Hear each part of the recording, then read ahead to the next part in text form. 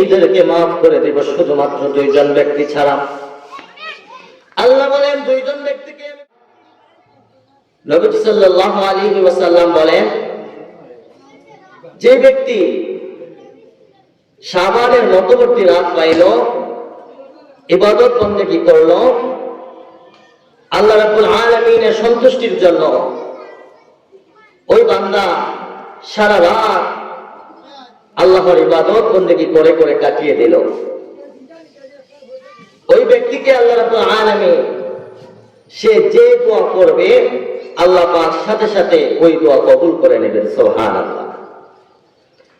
নবী সাল্লাল্লাহু আলাইহি ওয়াসাল্লাম হাদিস শরীফের মধ্যে আরো বলেন, যে ব্যক্তি লাইলাতুল নিসফি মিন শাবান, শাবানের মধ্যবর্তী রাত পাইল, শাবানের মধ্যবর্তী রাত অর্থাৎ শাবানের 14 তারিখ দিবাগত রাত 15ই শাবান, যেটা হচ্ছে শাবানের মধ্যম রাত, শাবান মাসের মধ্যম রজনীশ, মধ্যম রাত, ওই রাত যে পাইল, নবী সাল্লাল্লাহু আলাইহি ওয়াসাল্লাম বলেন আল্লাহ রাব্বুল আলামিন বান্দাকে ক্ষমা করার জন্য, বান্দাকে নাজাত দেওয়ার জন্য আল্লাহ রাব্বুল আলামিন ওই মধ্যবর্তী শাবানের রজনীতে সূর্য অস্ত যাওয়ার সাথে সাথে, সূর্য যখন অস্ত হয়ে যায়, সূর্য যখন ডুবে যায়, তখন তার সাথে সাথে আল্লাহ রাব্বুল আলামিন দুনিয়ার নিকটতম আসমানে অর্থাৎ প্রথম আসমানে আল্লাহ রাব্বুল আলামিন চলে আসেন এবং প্রথম আসমানে আসার পরে বান্দাকে ডাকতে থাকেন, বান্দাকে ডাকতে থাকেন যে আমার বান্দারা কে আছো, আজকের এই দিনে আমার কাছে মাগফিরাত কামনা করবা, আমি তোমাদেরকে মাফ করে দিব। কে আছো আজকের এই রজনীতে আমার কাছে রিজিকের জন্য প্রার্থনা করবা, তোমাদেরকে আমি রিজিক দিয়ে ভরপুর করে দিব। কে আছো তোমাদের অসুবিধাগুলো আমার কাছে জানানোর জন্য, কে আছো আসো আমাকে জানাও। আমি আল্লাহ আজকে তোমরা যা প্রার্থনা করবা, তোমরা যা আজকে আমার কাছে বলবা, আমি আল্লাহ সমস্ত কিছু তোমাদের পূরণ করে দিব। সুবহানাল্লাহ। হাদিস শরীফের মধ্যে নবী সাল্লাল্লাহু আলাইহি ওয়াসাল্লাম বলেন, আমার উম্মতের জন্য আল্লাহ রাব্বুল আলামিন যে সমস্ত মাগফিরাতের ব্যবস্থা করেছেন, হযরতে আদম আলাইহিস নবী থেকে শুরু করে হযরতে ঈসা রূহুল্লাহ পর্যন্ত দুনিয়ার জমিনে যত নবী রাসূলগণ আসছেন, আল্লাহ রাব্বুল আলামিন তাদের উম্মতের নাজাতের জন্য এত সুন্দর মাধ্যম ব্যবহার করেননি। আল্লাহ রাব্বুল আলামিন শুধুমাত্র আমার উম্মত, আমার গুনাহগার উম্মত আল্লাহ রাব্বুল আলামিনের কাছে যাতে প্রার্থনা করে তার জীবনের গুনাহ মাফ করাইতে পারে, আল্লাহ রাব্বুল আলামিন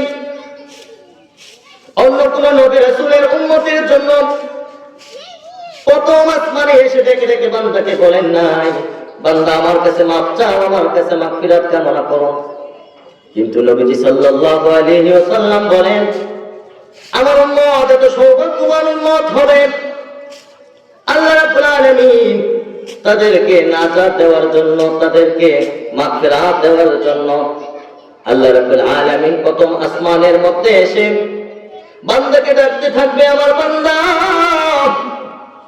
কোথায় রে, আমার বান্দা কোথায়, আয় আমার কাছে চা, আমার কাছে মাগফিরাত চা, তোর রিজিকের অসুবিধা, রিজিকের জন্য আমার কাছে প্রার্থনা কর, তোর পারিবারিক অসুবিধা, পারিবারিক অসুবিধার জন্য আমার কাছে প্রার্থনা কর, তোমার ব্যবসার অসুবিধার মধ্যে আছো, ব্যবসায়িক কাজে তুমি অসুবিধায় পড়ে আছো, তুমি আমার কাছে প্রার্থনা করো, আমি আল্লাহ তোমার সমস্ত প্রার্থনা গুলো আজকে এই রজনীর উসিলায় আমি তোমার সমস্ত প্রার্থনা কবুল করে নেব। সুবহানাল্লাহ। আল্লাহ রাব্বুল আলামিন বলেন, আমার প্রিয় হাবিব রাহমাতুল লিল আলামিন দু জাহানের বাদশা নবী মুহাম্মদুর রাসূলুল্লাহ সাল্লাল্লাহু আলাইহি ওয়াসাল্লামের উসিলায় এই দুনিয়ার জমিনে যত উম্মতে মুহাম্মদী আছে, আল্লাহ রাব্বুল আলামিন শুকর উম্মতে মুহাম্মদীরা যদি একত্রিতভাবে আল্লাহ রাব্বুল আলামিনের দরবারে মাগফিরাত কামনা করতে থাকে। আর করে আল্লাহ বলেন, আমি সমস্ত ব্যক্তিদেরকে মাফ করে দেব, শুধুমাত্র দুইজন ব্যক্তি ছাড়া।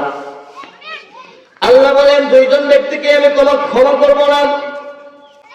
দুই ধরনের ব্যক্তিকে আমি আল্লাহ ওই শাবানের রজনীতে, ওই মধ্যবর্তী রজনীতে, আমি আল্লাহ ওই মধ্যবর্তী রজনীতে দুই ধরনের ব্যক্তিকে ক্ষমা করব না।